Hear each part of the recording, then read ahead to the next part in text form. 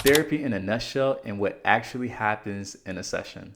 So, this podcast is for anyone that is thinking about getting into therapy, or if you have a loved one that is thinking about joining therapy, but is a little bit on the fence, a little afraid of what's going to happen, or just not really sure if it's for them. This podcast is for you. The reason why I wanted to do this podcast is because obviously I'm a therapist and I've been a therapist since 2019, so half a decade. Being a therapist is really fun. And what's really fun is seeing the transformations that happen in the therapy room. I can say with confidence that there are people whose lives would not be what they are today if they did not go to therapy, whether that's with me or with someone else.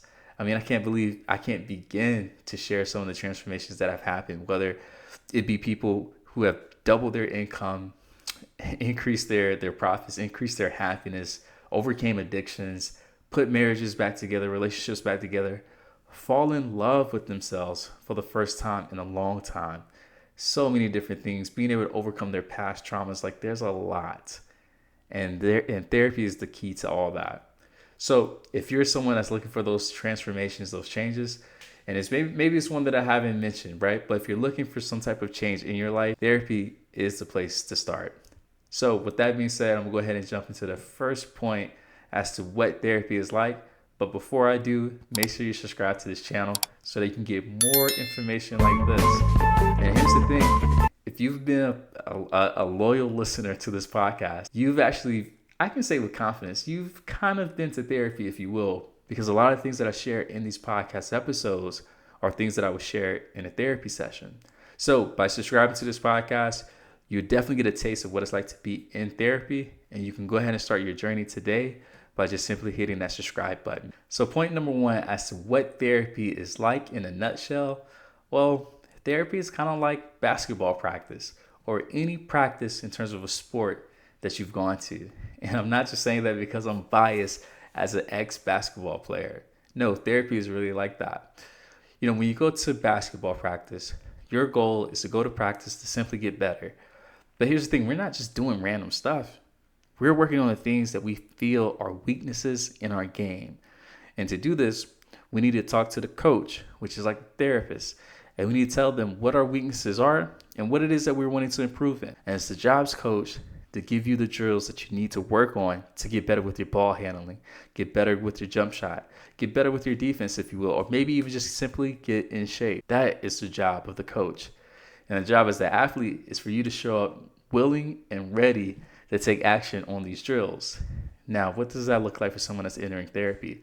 Well, maybe you need to work on your communication skills. Maybe you need to work on managing your negative thoughts.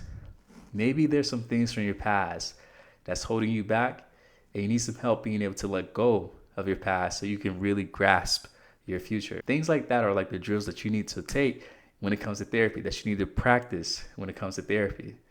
And the beautiful thing about this metaphor is that, practice, yes, is a place where you can get better, but there's so much you can do outside of practice. If you look at some of the greatest NBA players, football players, or whatever the sport is, they don't only show up early, but they leave late, meaning they're putting time outside of the practice that's scheduled. It's the same thing in therapy. You need to put time outside of therapy to work on your goals. You need to put time outside of therapy to work on your goals, guys. If you commit to this, because here's the thing, let me back up a little bit. What I see a lot is that people believe that coming to therapy is enough. They just show up, they allow the coach or the therapist to do all the talking, and they may talk a little bit, and they think that's it. These are the people that don't see changes in their life. These are the people that think therapy doesn't work. So if you ever hear someone say that therapy doesn't work, trust me when I say they're one of those guys. Because if you showed up to a basketball practice and didn't do anything, or if you just kind of went through the motions with the drills, don't expect to be one of the best players at the end of the year, right? The MVP or one of the championship winners, or to be a part of a good team, or to even get in playing time, right? Like, how dare you expect that with the little work that you put in? So you got to show up outside of the therapy sessions. But also what's great about this analogy is that when the game comes, you get an opportunity to practice these skills. It's the same thing with therapy. Your game may be next time you have an argument with your loved one. Your game may be the next time you're on the phone making a sales call. Your game may be the next time you're faced with, do I go back to sleep or do I go to the gym? This is where you get to test out all those techniques, so all those drills that you've been practicing in therapy. And when you go out there and practice, you're going to get data back. You're going to get some results back. And what you do is you bring that data back to the coach, so back to the therapist, so that you guys can talk it over, look at it, and see what adjustments do we need to make. Because when you play sports, there's an eye in the sky, as we call it. There's a video camera that's recording you guys. And what we can do is we can take that game film, and that's something that we used to do as, when I played basketball, we would take that game film and we would dissect it. We would look at what things we did well, what things we didn't do well, and we will make adjustments. It is the same thing when you go to therapy. Point number 2 as to what therapy is like in a nutshell. Well, therapy is one of those very few places at the beginning where you can really be your true self. In this space, right, that you're given, you're able to experiment and explore different emotions, different actions, if you will. You can really let your guard down and be the person that you really want to be. It's been in therapy where I've even had people who were, let's say, presenting themselves as being a straight heterosexual man or woman, and in the therapy sessions come out to me and say that they actually prefer the same sex, so homosexuality, right? Like, because they feel they live in a society or even in their own homes where they feel like something like this is demonized, right? They feel as though they can't come out and be them true selves because of the backlash that they would get. And that's just one example. I can't begin to tell you how many people who are, let's say, lawyers that would maybe prefer to be an author, right? And that was a real client that I actually had. Or people who are, let's say teachers, right? Where they really prefer to be entrepreneurs. And that's another client that I had. Like, there's so many things that people find themselves hiding. And it's because they want to be safe. They don't want to be judged or anything like that. But therapy is that one place where you can really be your true self. It's the place where you can actually cry and not feel like you're soft, you're a little girl, or you're a little boy, or whatever it may be. It is by far the most freeing space that one human can give to another. And that's what therapy is like. Therapy is a place where you can really be your true self. And for some people, it's from that space they actually find who they are and what it is that they want out of life.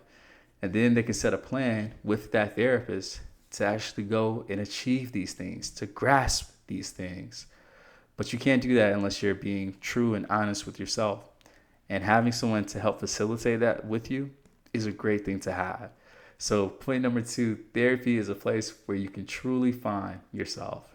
And my third point as to what therapy is like in a nutshell and what actually happens in the sessions is that in therapy, this is a place where hope and change is created.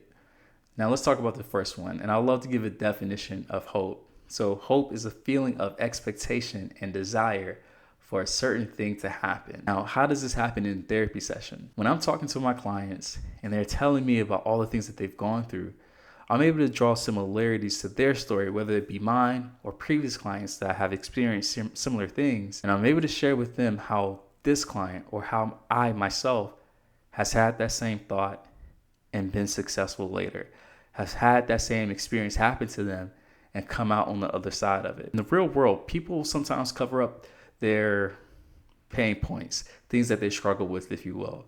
And that's a shame because what it does is it creates a world of perfection. It creates a world where there's no space for people to, let's say, stumble, right?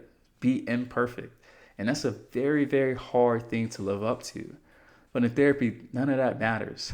Actually, therapy is the last place where someone would expect you to be perfect. We just simply expect you to be yourself. So what I'm trying to say is that in this space, right, in therapy, from speaking about what you've gone through and hearing these stories, being vulnerable, being open, you're actually able to see that what you're going through is actually okay. What you've experienced is something that many other people have experienced as well. I'll even give you this.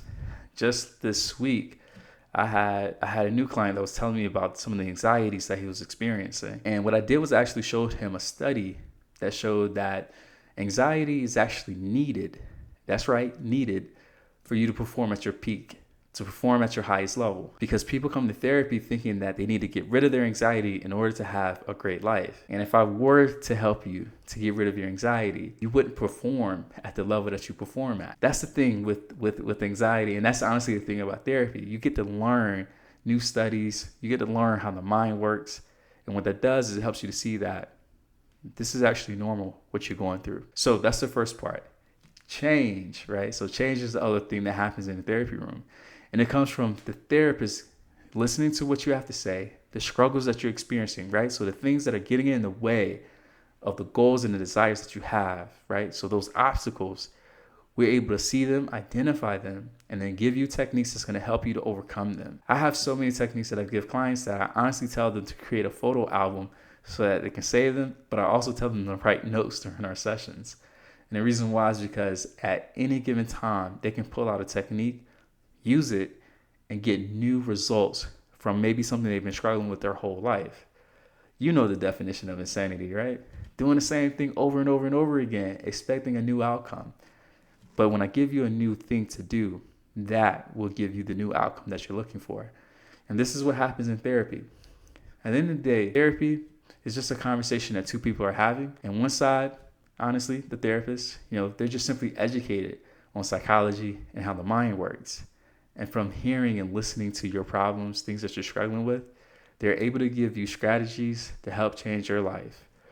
It's not all about the crying and the, you laying on the couch and all that stuff. That doesn't really happen in therapy. I can honestly tell you, not too many, I haven't sat in too many sessions where people have broke down. I have sat in a few, but that is not the thing that is always happening in therapy. And it shouldn't be the thing that's mainly associated with therapy. Therapy, it really is a place where two people come together to work towards a common goal. And that is done through speaking, through talk therapy. That is it. I don't want you guys to overthink it. I'll actually even add this. So I'm going to put some pressure on you guys. And I say this to my clients too. So I love this part. If you're someone that's listening to this podcast, and honestly, if you made it this far to this podcast, it's probably because you know that therapy is right for you.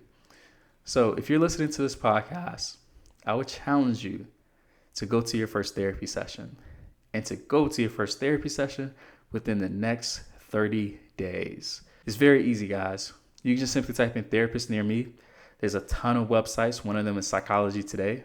Another one is called Hello Alma. Another one is called Grow Therapy. You can also even just reach out to your insurance company and just ask them, what are the therapists within my zip code that accepts this insurance? And also, it's probably a therapist at your job. Just gotta simply go to the HR department and ask them. But nonetheless, guys, therapy is something that you should do if you feel like there's a part of your life that's missing. If you feel like there's something getting in the way of what you believe your life should look like. I think you owe it to yourself.